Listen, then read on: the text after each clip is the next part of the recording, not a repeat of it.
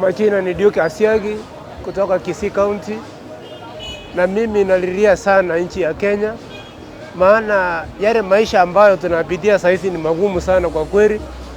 Maana tulitarajia hii serikali ya William Ruto ndio itakuwa serikali ya kusaidia sisi watu wa chini, lakini ukweli ni kwamba sasa hivi maisha ndio inaendelea kukaa ngumu sana. Sasa naomba Rais William Ruto wacha mambo ya kujifanya na kifua kufanya mambo na hasira, maana hasira ni mbaya sana na huleta madhara baadaye. Ambia ndugu yako Gachagua, kaa chini, wacha kukaa watu ambao mnakasirika.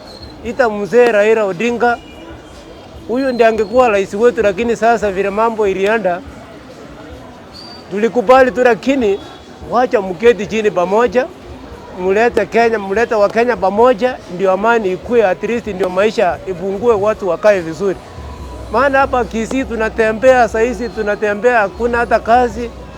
Hata ukienda ukiaso mahali shilingi 200 siku hizi uwezi, ukipanda baisikeli, ukipanda hata motorbike, hakuna kitu utapata hapo.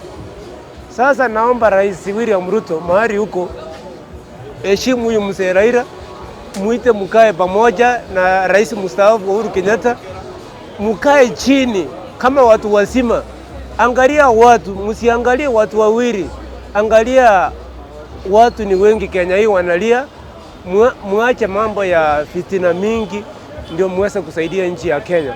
Maana mkikosa kufanya hayo yote, mimi naona Kenya warai inaelekea kubaya sana. Kenya inaelekea kubaya. Hivyo naomba Rais William Ruto mahali huko, ingewezekana jioni ya leo tafuta mzee Raila Odinga, mkaweze kukaa chini pamoja, muone vile mtafanya Kenya iinuke iende mbele. Maana maisha imetukalia ngumu sana, imekaa mbaya kabisa. Mimi nashangaa William Ruto wakati alikuwa anapita, wakati wa kampeni, alikuwa anaambia watu ya kwamba maisha itakuwa rahisi sana. Mama mboga niliona wamama wakishangilia wakati alichukua urais, lakini sasa hizi kila mtu analia. Kwanza wenye wanafunga mabarabara ni wale ambao walipigia William Ruto kura.